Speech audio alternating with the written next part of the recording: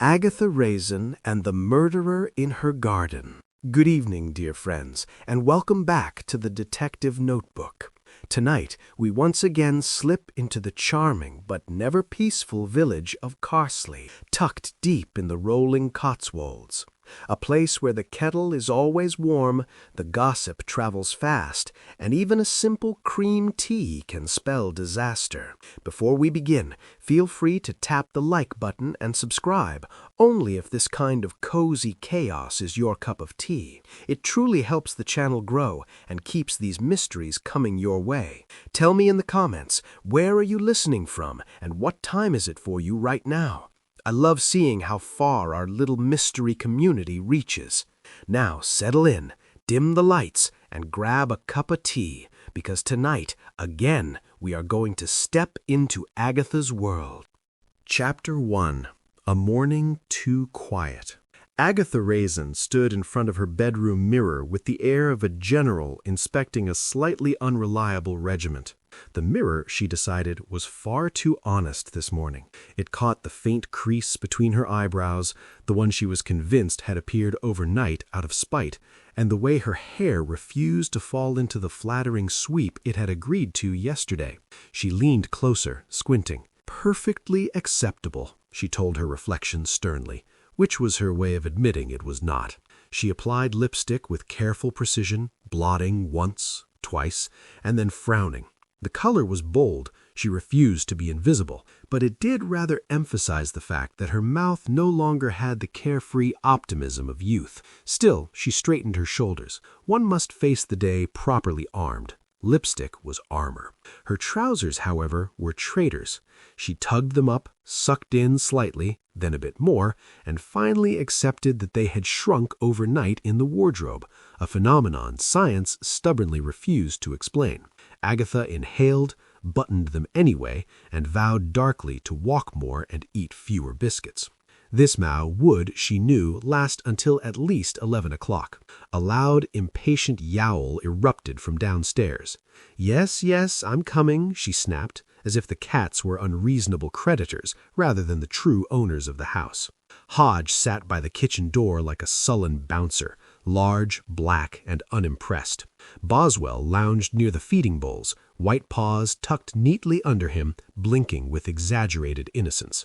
Both stared at her with the unified disappointment of creatures who felt breakfast should have occurred 10 minutes ago. "You'd think I never fed you," Agatha muttered, reaching for the tins. Hodge flicked his tail sharply, which she interpreted correctly as criticism. She opened the back door to let in the morning air. It was cool, faintly damp, carrying the smell of grass and roses and something else. Something wrong. Agatha paused, tin in hand.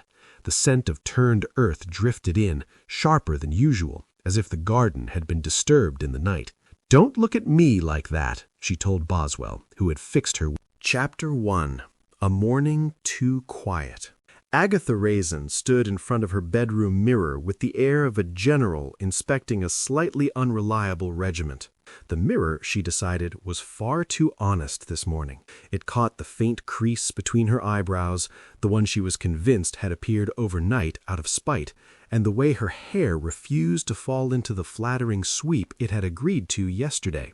She leaned closer, squinting. Perfectly acceptable, she told her reflection sternly, which was her way of admitting it was not. She applied lipstick with careful precision, blotting once, twice, and then frowning.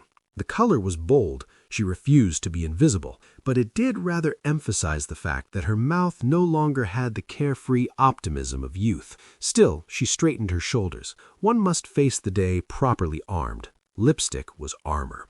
Her trousers, however, were traitors. She tugged them up, sucked in slightly, then a bit more, and finally accepted that they had shrunk overnight in the wardrobe, a phenomenon science stubbornly refused to explain.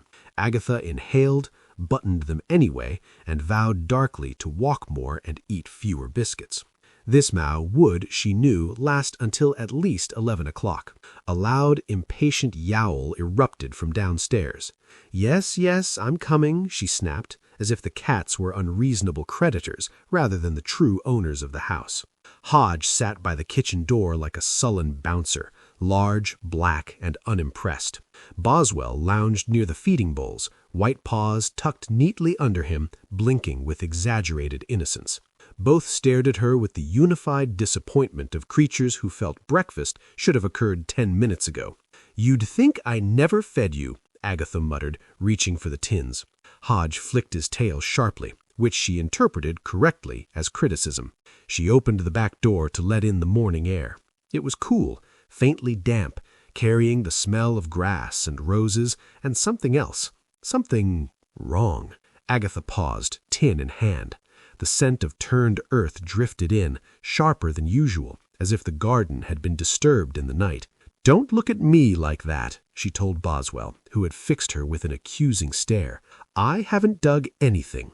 She fed them quickly, Hodge immediately rejecting the first offering with a sniff of disdain until she replaced it with tuna. Only then did peace descend, punctuated by enthusiastic eating noises. Agatha stepped outside with her coffee. The garden was normally her pride, roses trimmed just so, hydrangeas blooming obediently, the lawn neat enough to discourage gossip. This morning it looked offended. One rosebush sagged, stems snapped at awkward angles. Near the hydrangea, the soil was darker, clumper, undistinguishably disturbed. Her stomach tightened, which annoyed her. She did not like being unsettled before breakfast. She walked closer, slippers dampening with dew, and noticed it then, a partial shoe print pressed deep into the soft earth. Not hers. She knew her own shoes, just as she knew her own faults. "Well," she said aloud to no one in particular, "that's charming." From the neighboring garden came the familiar rustle of hedge and the even more familiar voice of Mrs. Bloxby. "Morning, Agatha. Did you hear someone about late last night?" Agatha straightened instinctively, smoothing her top. "I heard nothing," which was not strictly true. She had woken briefly, unsettled, but dismissed it as indigestion or regret. Mrs. Bloxby leaned closer to the hedge, voice dropping with relish. "Someone was seen walking about after midnight near your end of the lane." Agatha felt a prickle crawl up her neck. She took a sip of coffee, grimaced, it had gone lukewarm, and surveyed her garden again. The roses drooped accusingly, the shoe print stared back, mute and insolent. For a fleeting, absurd moment she felt watched. The peaceful village hummed on, birds, distant kettle whistles, a car starting, but beneath it lay a silence that felt newly strained. Agatha lifted her chin. Vanity and curiosity wrestled within her, and curiosity, she knew from experience, usually won. People walk about at all hours. Some of us have insomnia or poor life choices. Mrs. Bloxby chuckled and withdrew. Agatha remained where she was, coffee cooling further in her hand, eyes fixed on the disturbed earth. Whatever had happened in her garden, it had not been natural, and Agatha Raisin, for all her faults, had never been very good at ignoring unpleasant truths, especially when they trampled her roses. Agatha poured herself a second cup of coffee, purely out of principle. The first had been insufficient, the second dangerously strong, and the third, she suspected, would push her into a state of alert irritability she privately regarded as optimal. She added milk, reconsidered, added a touch more, and then scowled at her reflection in the darkened window. Her hair had fallen flat on one side and puffed rebelliously on the other, as if attempting to demonstrate both defeat and defiance simultaneously. She ran her fingers through it, lifting, fluffing, then flattening again. Nothing worked. Hair, like men and trousers, could not be trusted. "Younger women," Agatha muttered, lifting the mug to her lips, "wake up looking styled." She resented them for it. Their smooth foreheads, their careless ponytails, their complete lack of awareness regarding lighting. It was deeply unfair, and, she felt, worth brooding over for at least another minute. Hodge, meanwhile, sat beside his bowl with the rigid dignity of a cat who had been personally insulted. Boswell hovered near the back door, tail flicking slowly, eyes fixed at Agatha with pointed intent. "You've already been fed," she told Hodge. Hodge stared back, unmoved. "Oh, no," she said. "Don't even try it." He sniffed the bowl and turned his head away dramatically. Boswell let out a small, judgmental sound that suggested agreement. Agatha sighed, reached for the tuna tin, and surrendered. Agatha poured herself a second cup of coffee, purely out of principle. The first had been insufficient, the second dangerously strong, and the third, she suspected, would push her into a state of alert irritability she privately regarded as optimal. She added milk, reconsidered, added a touch more, and then scowled at her reflection in the darkened window. Her hair had fallen flat on one side and puffed rebelliously on the other, as if attempting to demonstrate both defeat and defiance simultaneously. She ran her fingers through it, lifting, fluffing, then flattening again. Nothing worked. Hair, like men and trousers, could not be trusted. "Younger women," Agatha muttered, lifting the mug to her lips, "wake up looking styled." She resented them for it. Their smooth foreheads, their careless ponytails, their complete lack of awareness regarding lighting. It was deeply unfair, and, she felt, worth brooding over for at least another minute. Hodge, meanwhile, sat beside his bowl with the rigid dignity of a cat who had been personally insulted. Boswell hovered near the back door, tail flicking slowly, eyes fixed at Agatha with pointed intent. "You've already been fed," she told Hodge. Hodge stared back, unmoved. "Oh, no," she said. "Don't even try it." He sniffed the bowl and turned his head away dramatically. Boswell let out a small, judgmental sound that suggested agreement. Agatha sighed, reached for the tuna tin, and surrendered. "This house," she said, opening it, "is a tyranny." Peace was restored instantly. Hodge ate with satisfaction. Boswell pretended not to care, but joined in moments later. Agatha took her coffee and wandered back toward the kitchen window, from which she could see the garden more clearly. The disturbed soil still glared up at her. She noticed with irritation that there were now several muddy footprints, faint but unmistakable, leading closer to the rose arbor. She felt a flicker of annoyance that someone had chosen her garden, of all gardens, for nocturnal activity. She maintained standards. A movement caught her eye. Felicity Swan stood just beyond the low fence, inspecting her own immaculate lawn. Felicity's hair gleamed, her cardigan draped artfully, as if styled by someone who had not had to wrestle with gravity. "Morning, Agatha," Felicity called brightly. "I had the most marvelous garden party yesterday. Such a turnout. You should have come." Agatha smiled tightly. "I was busy," she said. This was technically true. She had been avoiding people. Felicity sighed theatrically.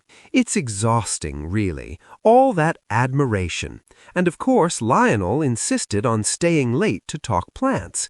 Men do so love attention." Agatha's jaw tightened. Lionel. The name hovered unpleasantly. She watched Felicity's eyes flick briefly toward the rose arbor, then away again. "How fortunate for you," Agatha replied. "Some of us prefer our gardens untrampled." Felicity laughed, a light sound that did not quite reach her eyes. "Oh, gardens are meant to be lived in, aren't they?" she said, before gliding away. Agatha stared after her, irritation prickling. Vanity warred with jealousy, and jealousy won, if only briefly. She took another sip of coffee, grimaced at its bitterness, and set the mug down. Boswell had positioned himself squarely by the back door, sitting with exaggerated patience. Hodge followed, licking his whiskers and glancing outside. "All right," Agatha said, exasperated. "All right." She pulled on her cardigan and stepped back into the garden. The air felt heavier now, damp and metallic. As she approached the rose arbor, the smell hit her. Sharp, unmistakable, wrong. Irony without humor. Iron without nails. Her stomach clenched. Agatha stopped, heart beating a little faster than she liked. The birds continued singing. The village went on, but beneath the roses something lay waiting, and the calm of the morning cracked just enough to let dread seep in. She swallowed, squared her shoulders, and stepped closer. Chapter 2. Death Among the Roses. Agatha stepped closer to the rose arbor with the cautious irritation of a woman who suspected she was about to be inconvenienced. The smell grew stronger, metallic, damp, and unmistakably wrong. She frowned, bending slightly, peering between thorny branches while keeping her cardigan well clear of anything unpleasant. Roses, she had always believed, should smell romantic. This was not romance. This was something far more offensive. "Oh, for heaven's sake," she muttered, pushing aside a drooping stem with 2 fingers. She saw the shoe first, a sensible brown shoe, scuffed at the toe, half buried in soil that was no longer merely disturbed but churned. Her breath caught, sharp and undignified. For a moment she considered the possibility that it was a prop, or a fox, or some grotesque village art installation. Carsely had surprised her before. Then she saw the leg attached to it.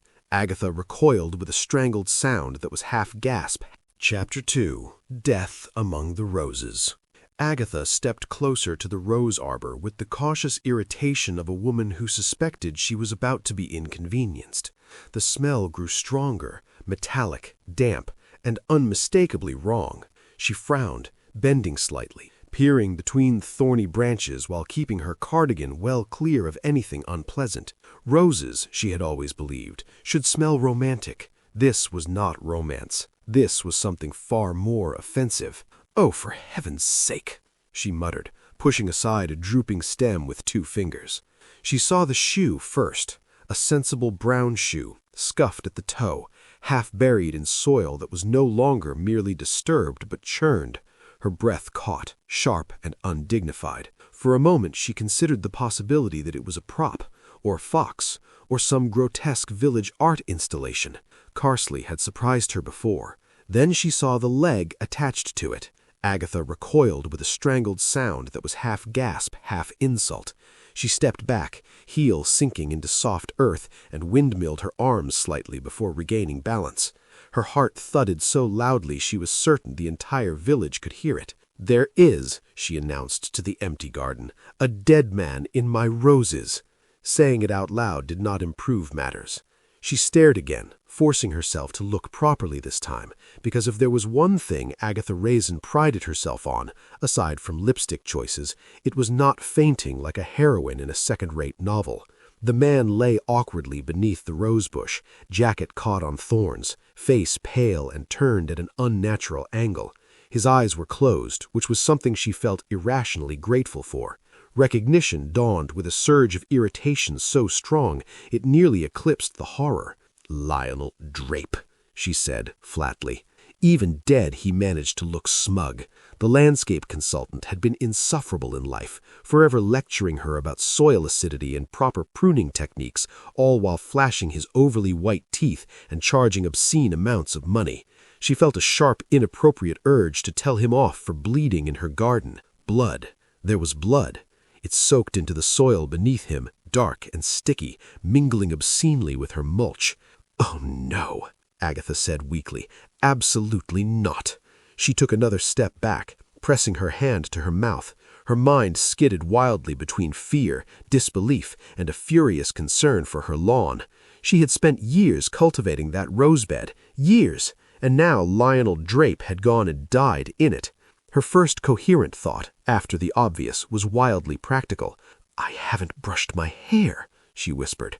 The police would come, people would come, they would see her like this, creased trousers, rebellious hair, cardigan askew. The indignity was almost as bad as the corpse. Almost. Agatha fumbled for her phone with trembling fingers. She considered calling the police directly, but the idea of explaining herself to strangers before consulting someone sensible was intolerable. She scrolled and jabbed at the screen. "Bill," she snapped the moment he answered. "It's Lionel Drape. Yes, that Lionel, and he's tangled in my roses. I'm fairly sure he's ruined the soil." Another pause, longer this time. "Agatha," he said patiently, "you need to stay where you are and not touch anything." "I haven't touched him," she snapped. "I'm not an idiot." She glanced back at the body, feeling a wave of nausea mixed with something uncomfortably close to anger. Why Lionel? Why here? And why, of all the perfectly adequate gardens in Carsely, hers? As she hung up, a breeze stirred the roses, petals brushing lightly against Lionel's jacket. Agatha shuddered. The birds kept singing. Somewhere a kettle boiled, and in the middle of her carefully ordered garden lay the worst thing that had ever bloomed there. Agatha squared her shoulders, took a steadying breath, and accepted one unpleasant truth. This was only the beginning. The first siren shattered the morning like a dropped teacup. Agatha flinched, then straightened instinctively, smoothing her cardigan and patting her hair as if composure were something one could summon on command. Within minutes, Carsely responded exactly as Carsely always did, discreetly, eagerly, and en masse. Police cars lined the lane, their presence far more dramatic than the village itself deserved. Officers moved carefully through Agatha's garden, stepping around flower beds with varying degrees of success. Agatha watched them like a hawk, wincing each time a boot came perilously close to her lavender. "Mind the roses," she snapped automatically. One officer glanced up. "Ma'am, they're delicate," she said, "and they've already been through quite enough." The body was formally examined. Lionel Drape officially declared dead in a voice that sounded almost bored. Hearing it made Agatha's stomach twist again.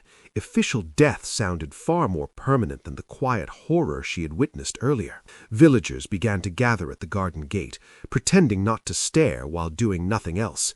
Mrs. Bloxby whispered energetically to someone unseen. A low murmur spread, fed by speculation and barely restrained delight. And there, near the fence, stood Felicity Swan. She wore a pale coat and a look of solemn fascination that did not quite mask the glint of interest in her eyes. When she noticed Agatha watching, she tilted her head sympathetically, lips curving into something that might have been concern or satisfaction. Agatha's jaw tightened. If Felicity dared comment on the state of her garden, there would be consequences. Bill Wong arrived shortly after, his expression a familiar blend of professional concern and personal exasperation. He drew Agatha aside gently. "I told you to stay out of trouble," Agatha replied. "I was at home. It came to me." Bill sighed. "Try not to involve yourself." Agatha raised an eyebrow. "That ship has sailed. It was probably trampled on the way out." An officer approached, notebook in hand. "Mrs. Raisin, can you tell us when you last saw the deceased?" "I didn't," she said crisply, "and I'd like it noted that if I had, he wouldn't have ended up face down in my roses. I disapproved of him, but not enough to redecorate." The officer blinked. "We'll need you to answer some questions." "Of course," Agatha said, "but do be quick. The soil is already ruined." She dabbed lip gloss on while they worked, acutely aware of every glance. Let them think her vain. Someone had to maintain standards. A sudden voice cut through the murmuring. "What's that?" One of the officers crouched near the body, gloved fingers lifting something small from the grass. He held it up, a dark, slightly bent button. "Found this near the victim," he said. Agatha leaned forward despite herself. The button looked expensive, stylish, not something Lionel would have worn. "Is that his?" she asked. The officer shook his head. "Doesn't match his jacket." Agatha's mind sparked to life. Buttons did not simply appear. They belonged to people who had been close enough to lose them. She glanced instinctively toward the gate. Felicity Swan's hand had drifted unconsciously to the front of her coat. Interesting. Bill caught Agatha's look and frowned. "Agatha," he warned quietly. "Oh, don't worry," she said lightly. "I'm just observing. I do that." The officers continued their work, the body prepared for removal. As Lionel was lifted away, Agatha felt an unexpected pang of not grief, but of finality. The garden would never quite feel the same. As the police cars departed and villagers clustered closer, gossip ignited like dry leaves. Whispers bloomed faster than roses ever had. Agatha stood amid it all, arms folded, eyes sharp. Someone had died in her garden. Someone had lost a button doing it, and Agatha Raisin had never been very good at letting mysteries alone. Chapter 3. Whispers, waspish smiles, and wet soil. Agatha laid out the teacups with exaggerated care, as if symmetry alone might impose order on the morning. The good china came out. Subtle intimidation never hurt, and a plate of biscuits followed, including the low-fat variety she kept solely to make a point. The kettle whistled companionably, a sound that usually soothed her. Today it merely underscored the tension curling beneath her ribs. Hodge had installed himself in the center of the table, vast and immovable, like a carved ornament with opinions. Boswell circled the chairs, nose twitching as he investigated handbags with professional suspicion. "Honestly," Agatha muttered, "you'd think you were customs officials." The doorbell rang, then rang again unnecessarily. Agatha opened the door to a cluster of village women wearing polite expressions sharpened by curiosity. Felicity Swan swept in last, dressed impeccably, her lipstick immaculate, grief applied with a light hand. "Such a tragedy," Felicity sighed, settling herself gracefully. "I still can't quite believe it." Agatha poured tea, noting with irritation that Felicity's hair fell into place perfectly without effort. Some women, it seemed, floated through life without battling gravity or self-doubt. It was deeply unfair. "I imagine it's difficult," Agatha said sweetly, "losing someone you spoke to so recently." Felicity blinked. "Oh, well, yes, but I left early." Mrs. Witherspoon frowned. "I thought you stayed late, dear, to discuss roses?" A pause followed, brief but rich. Felicity laughed lightly. "Did I? How odd. Time slips away at parties." Agatha handed around biscuits. "Low fat," she announced, "for those watching their figures, or their lies." A ripple of laughter passed around the table, slightly forced. Boswell chose that moment to plunge his nose into Felicity's handbag. Felicity yelped, pulling it away. "Really? He dislikes secrets," Agatha calmly said. "Don't you, Boswell?" Boswell stared at Felicity, unblinking. Conversation resumed, thinly veiled and expertly evasive. Someone mentioned seeing Lionel arguing with a man near the hedge. Someone else insisted Lionel had been perfectly pleasant. Agatha listened, sipping tea, filing away contradictions. "And of course," Felicity added brightly, "no one went near Agatha's garden after dark. It would have been inappropriate." Agatha's eyebrow twitched. "Funny, someone did." Felicity's gaze flicked, quickly, involuntarily, toward the garden door. Agatha saw it and smiled. The tea grew cold, the biscuits dwindled, gossip bloomed. When the women finally departed, Agatha stood in the quiet kitchen, Hodge stretching luxuriously on the table, Boswell grooming his paw. "Well," Agatha said softly, "that was enlightening." Outside, the garden waited. Agatha stepped out into the crisp afternoon air, feeling simultaneously pleased with her posture and vaguely annoyed by her reflection in the shop window. The village looked charming as ever. Cobblestone lanes glinting faintly with dew, smoke curling from chimneys, the scent of baking bread drifting from the bakery. But beneath that idyllic veneer, she knew, lay intrigue, thinly veiled but deliciously real. Her first stop was Mrs. Witherspoon's cottage, ostensibly to offer condolences. She knocked, lips pursed in a polite smile, and entered. The house smelled of lavender polish and biscuits. Mrs. Witherspoon welcomed her warmly, fussing over her coat, glancing nervously at Agatha's carefully arranged hair. Agatha noted the subtle gleam of mud on the visitor's boots, cleaned with care that suggested either guilt or vanity. "So when exactly did you last see Lionel?" Agatha asked lightly, sipping tea. "Oh, you know, late, I think. Perhaps before dinner?" Agatha raised an eyebrow, mentally noting the timeline didn't match what others had said. She smiled faintly to herself. Men, she thought, always lie badly. Women, however, are far more artful. Her nephew shuffled behind Mrs. Witherspoon, looking like a nervous rabbit caught in the headlights. I went to bed early," he mumbled. A red herring, thought Agatha. Too nervous, too eager to be helpful. The kind of person who thinks guilt shows in posture, not footprints. Her eyes flicked to the mantelpiece, noting the family photos, the teacups, the perfect symmetry. She straightened, aware of her own reflection, her jawline sagging slightly, but still respectable. Vanity warred with amusement. As she left, she noticed muddy marks again, boots cleaned too thoroughly, suggesting someone had visited recently but tried to erase evidence. She frowned, stepping lightly to avoid attracting attention. Passing through the square, Agatha heard a snippet of conversation, a neighbor recounting raised voices near her hedge late at night. A flicker of recognition passed through her mind. That explained some contradictions from tea. Someone had been there, near her garden, when they claimed absence. Her walk continued, checking carefully around corners, pretending to adjust her scarf. Felicity Swan passed by, nodding in perfectly polite sympathy. Agatha noted the glint of her bracelet catching the light, the effortless poise. There was something infuriating about people who seemed to float through life untouched by gravity or scandal. By the time she returned home, her thoughts were a web of contradictions.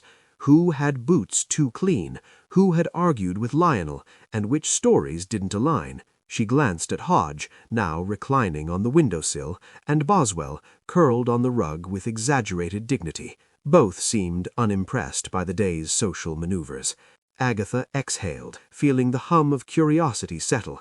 The garden had become more than a crime scene. It was now a stage for lies, rivalries, and subtle, almost invisible tensions. She straightened her cardigan, smoothing a wrinkle.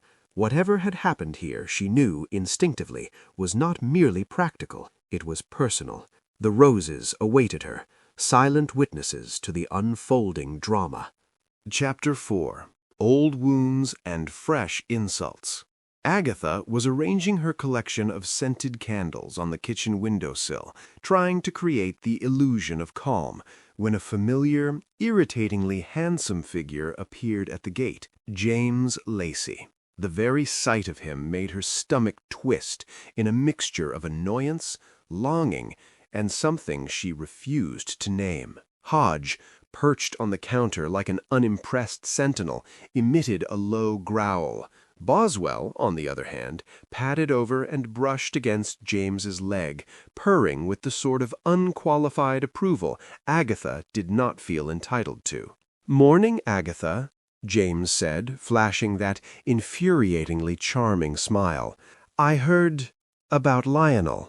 Agatha busied herself with fluffing a cushion, as if she had no interest in conversation, though the sudden awareness of lighting angles made her lift her chin and adjust her hair reflexively. She noticed the way the sun struck his face, highlighting the sharpness of his jaw and the faint laugh lines she secretly liked. "Of course," she said, carefully, voice neutral. "Terribly unfortunate." James stepped closer, concern radiating in a way that made Hodge hiss softly. Boswell, on the other hand, padded over and brushed against James's leg, purring with the sort of unqualified approval Agatha did not feel entitled to. "He mentioned—" James paused, lowering his voice slightly. "Lionel confronted me about the hedge boundary, said I was overstepping." Agatha's heart lurched briefly. Practical irritation mingled with jealousy, especially when James added, "And he wasn't happy about Mrs. Elmsworth's comments either." Her mind worked furiously. Mrs. Elmsworth. Another woman. Always another woman. She straightened her back, pretending to consider the details, while inwardly simmering at the casual way James mentioned her. "Well," she said at last, "boundaries are important. People get territorial." Her voice betrayed only a fraction of her vexation. James gave a slight laugh. "I suppose so, though I think Lionel was more worried about appearances than actual fencing." Agatha's thoughts wandered briefly. Appearances were everything. Her hair, her posture, the careful folds of her cardigan. And yet, for some reason, she felt exposed, as though every infraction she had ever committed might be on display here in front of him. "Did he say anything else?" she asked, trying to sound composed. James shrugged. "Nothing useful. He was tense, perhaps about more than the boundary. You know Lionel." Agatha sipped her tea to hide her racing heart and noticed the way the sunlight caught the edges of James's coat. She wanted to comment on the weather or the tea, anything to divert herself from imagining the conversations he had had without her. Hodge leapt onto the table, scattering the papers she had been trying to organize. "Honestly," Agatha said, swatting at the cat, "some of us are trying to discuss serious matters." James chuckled softly. "I see I'm not entirely welcome either." Agatha forced a smile. "You're welcome to stay if you promise to behave." As he lingered, her mind catalogued everything. Lionel's confrontations, James's concern, the subtle, infuriating smile, and the way another woman was mentioned casually, sending an unwelcome twinge of jealousy through her. She squared her shoulders, straightened the collar of her cardigan, and reminded herself, half truthfully, half desperately, that she was perfectly competent, composed, and able to deal with emotional distractions without fainting. And yet, the faint, infuriating tug of longing persisted just beneath the surface. Agatha Raisin may have been vanity incarnate, but she also had instincts, and they were telling her something. James Lacey's presence in her life was never simple, never convenient, and now it might intersect uncomfortably with Lionel's death. Agatha arrived at the village hall carrying her teapot and a small plate of lemon scones, freshly baked and generously buttered. The hall smelled faintly of lavender polish and old wood, a comforting combination that belied the tension humming just beneath the surface. Villagers milled about in polite clusters, exchanging condolences in voices far too cheerful for tragedy. Felicity Swan stood near the refreshment table, her posture immaculate, lipstick untouched by emotion, and eyes darting just enough to suggest attentiveness without revealing curiosity. Agatha noted how she subtly guided people away from garden talk, steering conversation toward flowers in neighboring villages or Mrs. Witherspoon's latest jams. Agatha's irritation flared. There was artistry in Felicity's evasions, and infuriatingly she was good at it. Hodge sat on Agatha's lap, glaring at anyone who got too close. Boswell, ever the diplomat, sat at her feet, blinking in what seemed like encouragement for Agatha to observe without interference. "Delicious scones, Agatha," Mrs. Witherspoon said, her voice dripping sweetness. "You always outdo yourself." Agatha inclined her head, biting back a quip about sugar content or fat content, better to appear gracious. Inside, though, she catalogued the way compliments could sting sharper than insults. A small group of men lingered near the punch bowl, discussing Lionel's landscaping advice as if it had been the highest poetry. Someone added a nervous laugh. Of course, he always worried about being exposed. Agatha froze mid-sip of her tea. The words hung briefly in the warm air, nearly lost amid the clinking of cups. She filed it immediately. Exposed. Odd choice. Was it a fear of financial scandal, personal matters, or something else? Felicity's soft laugh drew attention to herself, smoothing over the awkward comment. "Oh, don't mind that," she said, spinning the topic to overly elaborate whipped cream on cakes. Agatha noted the joke. It masked tension, as jokes always did, but did not escape her attention entirely. Guests complimented one another on attire, voice, and posture, and Agatha's eyes drifted to the flowers, noting the absence of her own roses from the conversation. Every redirection, every subtle emphasis on someone else's achievements added to the quiet social warfare swirling in the hall. She inhaled deeply, the smell of brewed tea mingling with baking sugar and polished wood, and reminded herself that appearances mattered. Even amidst suspicion, gossip, and subtle rivalry, one must maintain dignity. Her gaze flicked again to Felicity, who laughed lightly at something someone else said, lips impossibly perfect, eyes calculating. Agatha's pride bristled. She wondered briefly whether Lionel had feared this kind of scrutiny, the casual elegance of a woman who could manipulate perception while others floundered. The warmth of the room contrasted sharply with the sting of social cruelty, reminding Agatha that danger wasn't always physical. Motive could be buried in jealousy, reputation, or money. Every whispered conversation, every carefully phrased compliment, every diversionary quip was a thread in the tapestry of suspicion. She sipped her tea, nibbled a scone, and filed mental notes with the efficiency of someone who had survived more social battles than most villagers could imagine. Lionel Drape had secrets, she was certain of it, and she intended to find out what they were. The memorial ended with polite farewells. Agatha, Hodge, and Boswell stepped out into the bright Cotswolds sunlight, the smell of damp earth and roses beckoning, carrying with them an understanding that this was only the beginning. Chapter 5. Lies Grow Faster Than Roses. Agatha returned to her cottage, feeling a combination of curiosity and justified indignation. The village had been buzzing all morning, and she had absorbed enough gossip to start knitting together a theory, or at least a plausible pretense of one. Her tight trousers reminded her with every step that some exertion of physical discipline was unavoidable if she wanted to maintain dignity while unraveling a murder. Hodge and Boswell were waiting, Hodge perched atop the windowsill like a velvet sentinel, Boswell sitting with a suspicious glare at the door. Both had clearly noticed her preoccupation, their tails flicking with judgment. As she brewed herself a cup of coffee, strong, bitter, perfectly restorative, her phone buzzed with a message from Bill Wong. "We've discovered something," it read. Lionel was demanding payments from several villagers. Hedge fund retiree appears involved. Police think motive clear. Agatha leaned back in her chair, coffee steaming in hand. "Clear?" she muttered, amused. "Please.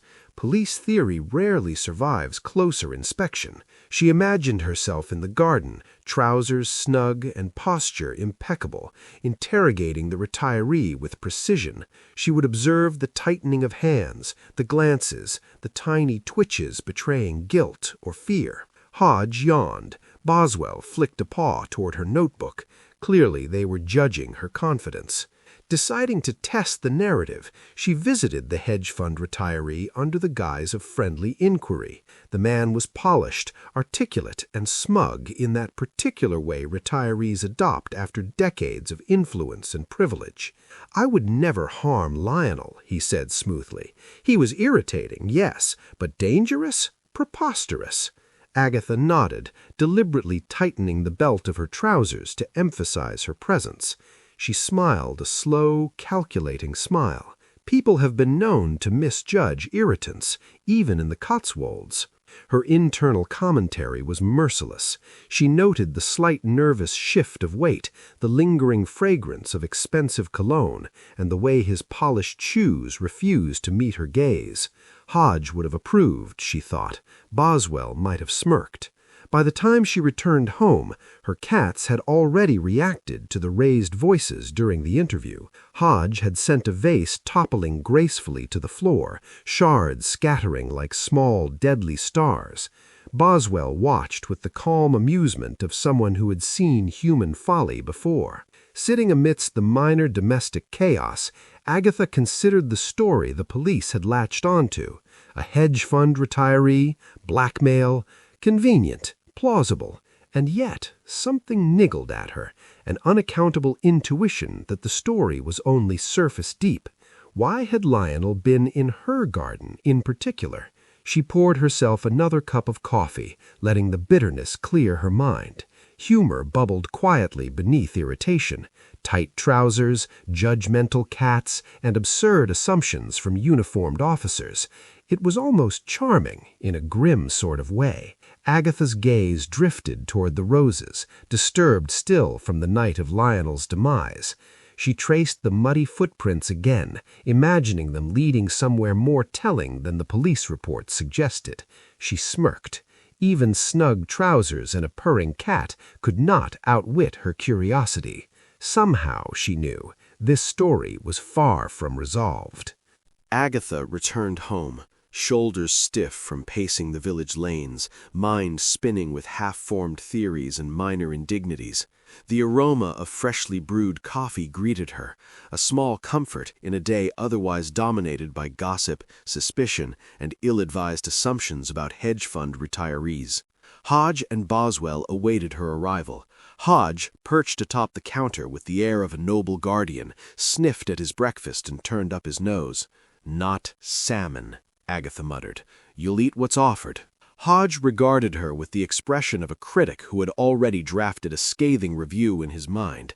Boswell, less theatrical but equally discerning, circled the kitchen before settling by the back door, tail flicking thoughtfully. "Ignore them," she murmured, though she never did. Feeding the cats was a ritual, a grounding exercise, a reminder that not everything in life was riddled with intrigue. Hodge finally accepted his portion, giving her a sidelong glance as though to say, "This better be worth it." Boswell, however, had other priorities.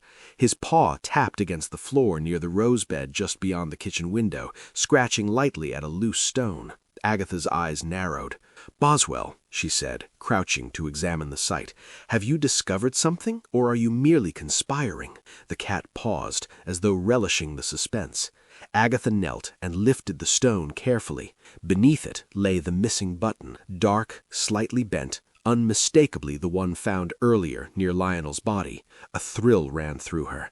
Someone had returned to the garden after the initial commotion, attempting to remove evidence, or perhaps plant a distraction.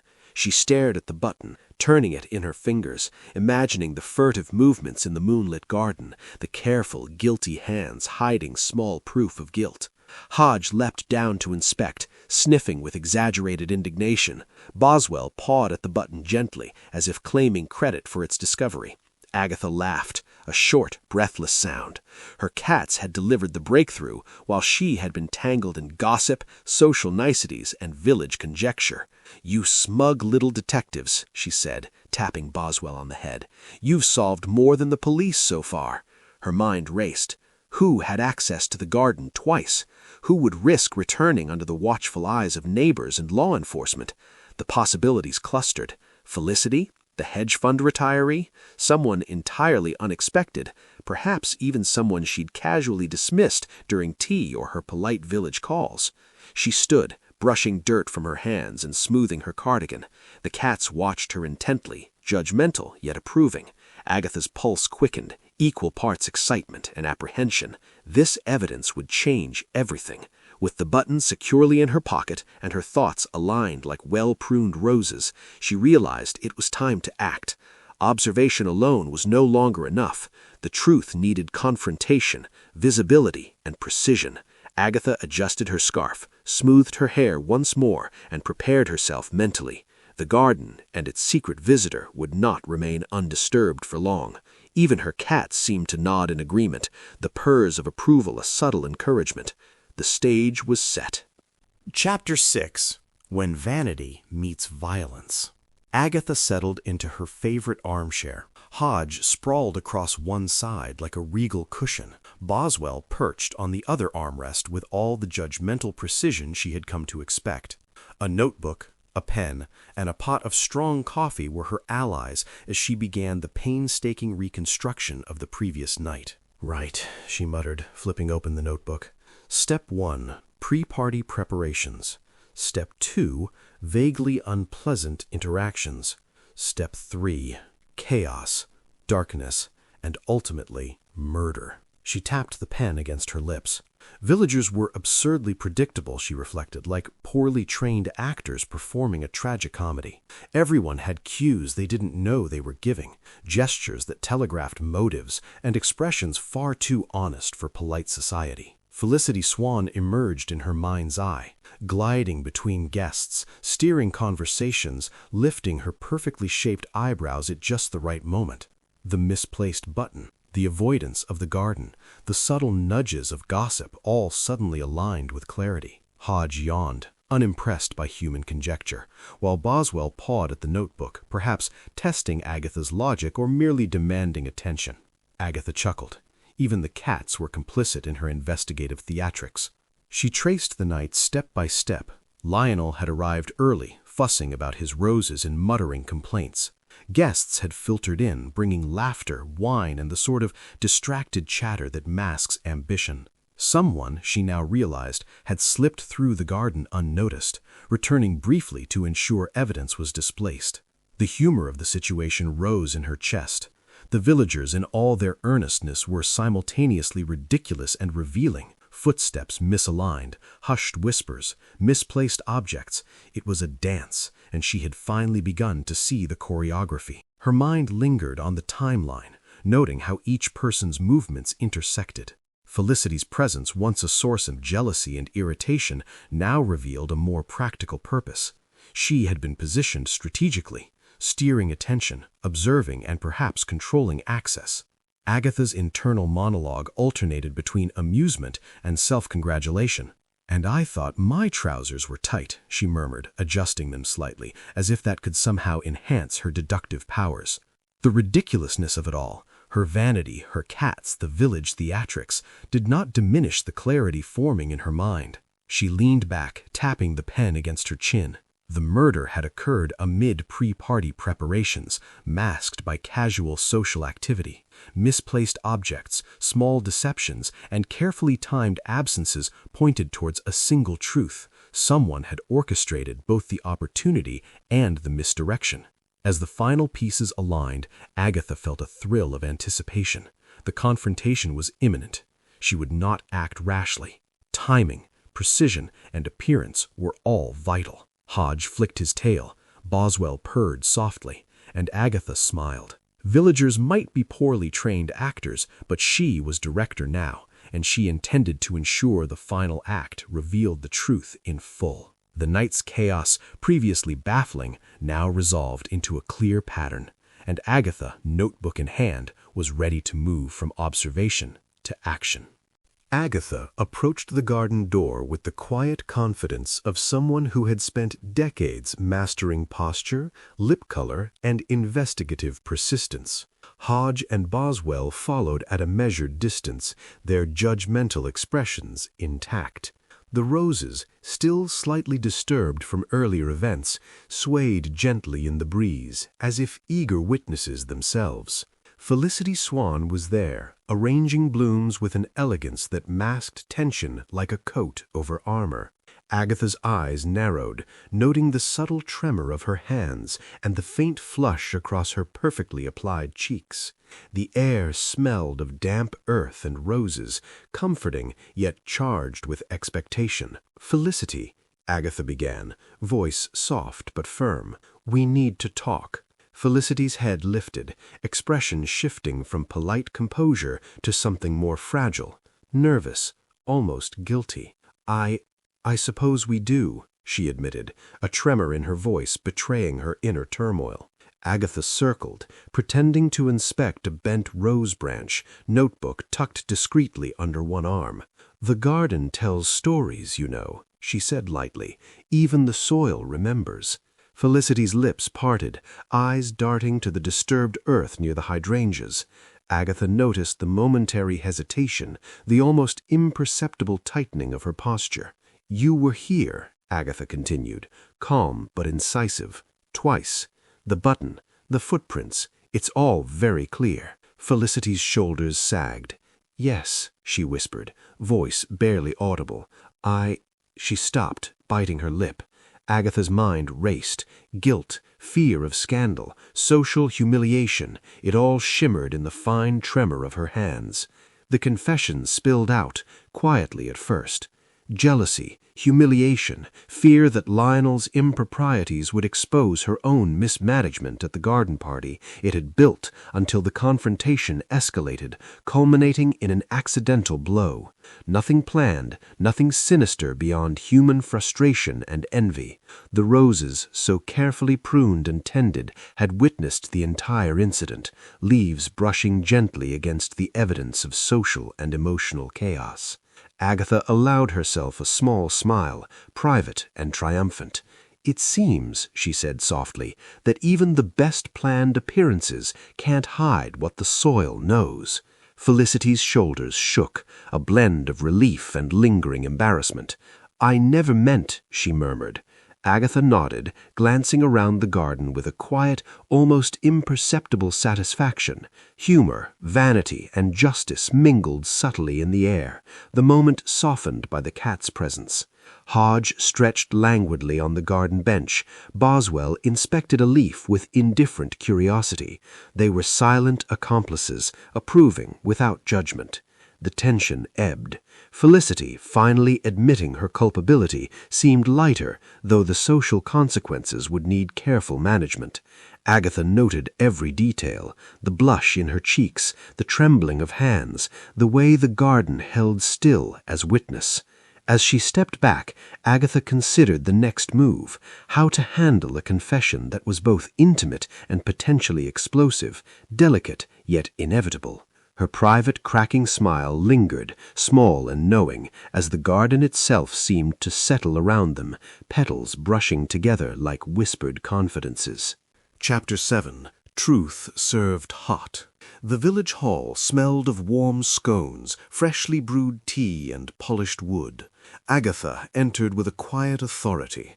Hodge perched atop her shoulder briefly, as if lending silent approval, and Boswell padding along at her heels with that familiar, judgmental air. Villagers paused mid-conversation, noting her precise posture, sharply applied lipstick, and the gleam of determination in her eyes. "Everyone, may I have your attention?" Agatha called, her voice calm, clear, and commanding. She placed a neatly folded napkin over the table edge and set a steaming teapot beside a plate of biscuits. "Tea will be served shortly, but first I have a matter of some importance to address." The room grew still. Even the chatter of clinking cups ceased as eyes turned toward her. Felicity Swan shifted uncomfortably, glancing at her polished nails, while Mrs. Witherspoon whispered to a neighbor, clearly anticipating scandal. Agatha allowed a small, private smile, adjusting her cardigan as if that tiny gesture could convey both composure and dominance. "It concerns Lionel Drape," she began, pacing slightly to ensure every eye followed, "whose recent death has left us all, perplexed." Murmurs rippled through the crowd. Agatha continued, her tone measured, laced with dry humor. "Some believe motive lies in financial disputes, others suspect miscommunication or professional rivalry. And yet, as is often the case, the truth is simpler and more revealing than conjecture allows." Hodge jumped to the table to inspect a biscuit, tail flicking. Boswell circled a chair leg. Agatha used their presence strategically, allowing her cats to soften the tension while she prepared for the revelation. Through careful observation, and with the invaluable assistance of Hodge and Boswell, two remarkably discerning detectives, I've uncovered a key piece of evidence. She lifted a small, slightly bent button from her pocket, letting it catch the lamplight. Gasps and murmurs followed. "The missing button," she said calmly, "was found hidden near the rose bed at Agatha Raisin's cottage. Its placement indicates the person responsible returned to the scene to manipulate evidence." She paused, allowing her words to settle. Felicity's fingers twitched, a slight tremor betraying her nerves. Agatha's eyes met hers, steady and incisive. It was motivated, as we now understand, by jealousy, humiliation, and fear of exposure. And the act, though grievous, was accidental. She gestured gently toward Felicity, who shifted under the attention, flushing a deep rose shade that nearly matched the blooms in the garden. A few villagers whispered, trying to connect the dots, while others sipped tea nervously, savoring the drama in polite restraint. Agatha's humor and wit tempered the tension. "Even in the Cotswolds," she added lightly, "one must occasionally navigate the treacherous terrain of human emotion, tight trousers notwithstanding." The hall relaxed slightly, the private confession now made public, yet softened by Agatha's calm command, humor, and unflappable poise. She allowed herself a brief, victorious glance at Hodge, who flicked his tail with satisfaction, and Boswell, who settled back into a dignified purr. Agatha concluded, voice steady and reassuring. "Let us now move forward, aware of the truth and the lessons it imparts. Tea awaits, as do scones, and I trust decorum will be maintained." Polite applause followed. Villagers, reassured and captivated, murmured among themselves. The revelation had landed with clarity, gravity, and just the right touch of cozy drama. The garden outside the village hall was bathed in late afternoon sunlight, the roses swaying gently as if bearing witness to the final act of a drama that had unsettled the village for days. Agatha led Felicity Swan quietly toward the rose-bed, the scent of damp earth and blooms mingling with the faint aroma of freshly baked scones still lingering in the hall. Felicity's hands trembled slightly as she followed, her impeccable posture faltering under the weight of inevitable exposure. Hodge remained nearby, tail flicking in judgment, while Boswell brushed against Agatha's ankle, signaling both support and mild impatience. "Felicity," Agatha said, voice gentle but firm, "the time has come to speak clearly, without evasions or diversions." Felicity swallowed, glancing at the neatly pruned roses. I suppose I should," she whispered, gaze dropping to the petals at her feet. "I didn't mean to hurt him. I was angry, humiliated, jealous. I went to confront Lionel, and it happened. The blow was accidental, but I panicked." Agatha nodded, careful to maintain calm authority. "You understand the seriousness of this, of course. Accidents in emotion are still accidents in law." Felicity's lips quivered. She exhaled sharply, eyes misting with tears. "I never wanted this to happen. She paused, collecting herself. "I only wanted him to know his behavior was unacceptable. I never intended death." The rhythmic chirping of birds and the rustling of the roses seemed to amplify the solemnity of her confession. Agatha stood silently, allowing Felicity to articulate the truth fully. Humor softened the tension in her mind. She imagined her cats, Hodge and Boswell, supervising with grave authority, as if the garden were their courtroom. By the time the local constable arrived, summoned discreetly, Felicity's confession was complete. Agatha gestured gently, and the police officer approached. "Felicity Swan, you are under arrest in connection with the death of Lionel Drape." Felicity's shoulders slumped, the composure she had maintained for so long giving way to relief mixed with dread. Agatha observed quietly, noting how social grace and emotional honesty could coexist even amid legal consequence. The rose-bed, slightly trampled in places, seemed to symbolize the collision of beauty, jealousy, and human folly. Agatha touched a petal lightly, absorbing the moment, aware that the garden had both witnessed and contained the emotional climax of this mystery. Hodge let out a faint growl, Boswell blinked solemnly, and Agatha felt a soft smile tug at her lips. Justice, subtle and calm, had been served, and the social equilibrium of the village could begin its slow restoration. As Felicity was led away, murmurs of understanding and relief rippled through the few onlookers. Agatha, with a final glance at the rose-bed, allowed herself to exhale fully. The investigation was complete, the culprit identified, and the accidental tragedy accounted for. She straightened her cardigan, smoothing a wrinkle, and glanced at her cats. Their judgmental eyes softened in approval, as though acknowledging the successful orchestration of both investigation and social delicacy. Agatha knew the village would gossip, speculate, and slowly reintegrate Felicity into memory. Meanwhile, the roses, like silent witnesses, would endure, holding the secrets of jealousy, accident, and revelation beneath their petals. Chapter 8. Gardens Mend Slowly. The morning air was crisp, carrying the scent of damp earth and early blooms across Agatha's garden. Hodge and Boswell prowled among the flower beds, sniffing the soil with careful scrutiny, tails flicking as though supervising the replanting efforts. Agatha knelt on the soft earth, trowel in hand, rearranging roses, marigolds, and tulips with meticulous care. "Patience, patience," she muttered to herself, adjusting a bent stem and wiping soil from her gloves.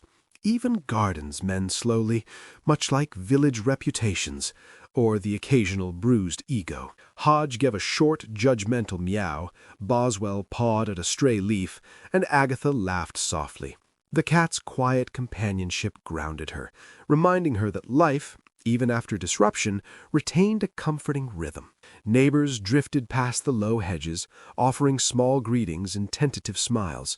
Mrs. Witherspoon nodded approvingly, holding a basket of fresh herbs, while James Lacey appeared with a spade over his shoulder, offering the occasional practical tip. Agatha's pulse quickened, not from suspense this time, but from the pleasant familiarity of cooperative effort. She reflected on the events of the past week, Lionel's untimely death, the unraveling of Felicity's secret, and the social gymnastics required to navigate revelations. Humor bubbled in her mind as she considered the absurdity of her own vanity and tight trousers while untangling village drama. If only soil could talk, she whispered to Hodge, who flicked his tail with mock approval. Replanting became a ritual of both practical necessity and symbolic restoration. Every rose reset in neat alignment, every marigold returned to its sunny nook, felt like a small reclaiming of order from chaos. Agatha's thoughts meandered to Felicity, now facing consequences, yet still human, and to the broader village, where gossip and rivalry softened gradually under the warm sun. She paused, wiping sweat from her brow, and surveyed her work. The garden was still imperfect, a little uneven in places, but alive, vibrant, and slowly recovering, much like Carsely itself. Even the broken button had been replaced, a small act of domestic closure. Hodge leapt onto a low wall, surveying the scene with dignified authority, while Boswell chased a stray butterfly along the edge of the rosebed.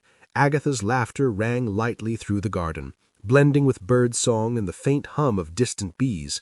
The village's pulse, once fraught with suspicion and social tension, seemed to slow, settling into the comforting rhythms of everyday life. She straightened, brushing soil from her hands, and allowed herself a moment of quiet reflection. Life continued, complicated yet manageable. Rivalries remained, but absurdity softened. Friendships could mend, and gardens, though slow to heal, would flourish again. Agatha poured herself a cup of tea, resting on a bench between Hodge and Boswell. The sun warmed her shoulders, the aroma of earth and blooms mingling with the comforting weight of routine. She sipped, savoring both flavor and the sense of calm. Even amidst lingering reminders of misdeeds and jealousy, Carsely felt whole once more. The sun dipped low over Carsely, casting golden light across thatched rooftops and cobblestone lanes. Agatha stood at her gate, surveying the garden she had spent the morning restoring. Hodge and Boswell weaved between her ankles, demanding breakfast with the sort of imperious patience only cats can muster. She sighed, resigning herself to their judgment, and set out bowls of kibble and a small treat. "Happy now?" she muttered, adjusting the collar of her cardigan and giving her reflection a critical glance in the kitchen window. Her lipstick, a daring shade of cherry, was slightly smudged from the afternoon breeze, but she decided it lent character rather than imperfection. Hodge meowed in apparent disapproval. Boswell pawed at the floor as if to say, "We tolerate your vanity because you solve murders." The village hummed softly in the distance, the church bell's gentle toll, a cart rattling over uneven stones, and the faint laughter of children heading home. Agatha inhaled deeply, savoring the mingling scents of evening roses and wood smoke. The garden was at peace, sunlight catching dew on the newly planted flowers, a subtle sparkle like promise in miniature. She reflected on the week's events, Lionel's death, Felicity's confession, and the careful choreography of truth she had orchestrated. Humor tickled her mind as she imagined the villagers replaying scenes of gossip, suspicion, and awkward glances in their minds. Even tight trousers, muddied shoes, and judgmental cats had played their part in this delicate drama. James Lacey appeared at the gate, casual and irritatingly handsome as ever, carrying a basket of freshly picked herbs. Hodge twitched his ears, Boswell's kale flicked, and Agatha felt a mixture of irritation, pride, and that familiar pang of romantic uncertainty. "Evening, Agatha," James said, voice low, offering a small smile. "Looks like peace is restored." "Mostly," she replied dryly, brushing a leaf from her sleeve. She knelt briefly to check a small rose she had replanted, smoothing soil with meticulous care. Hodge sniffed, Boswell pawed at the edge of the flower pot, and Agatha allowed herself a quiet laugh. The domestic rituals, the feeding of cats, the tending of flowers, the careful attention to lipstick and hair felt restorative in a way investigation never could. The golden light faded to a soft amber, long shadows stretching across the lawn. Agatha felt a gentle satisfaction, the kind that comes from righting small wrongs, seeing justice quietly served, and maintaining dignity amidst chaos. She glanced at the horizon, imagining the next mystery already lurking somewhere beyond the village borders. "Tomorrow," she whispered to the cats, "there will be new flowers, new gossip, and inevitably new trouble." Hodge blinked, Boswell meowed softly, and Agatha allowed herself a private smile, lipstick slightly smudged, but confidence intact. She took a final deep breath of evening air, the garden calm, the village at peace, and her cats purring their approval. Life in Carsely continued, cozy, vibrant, and unpredictably delightful.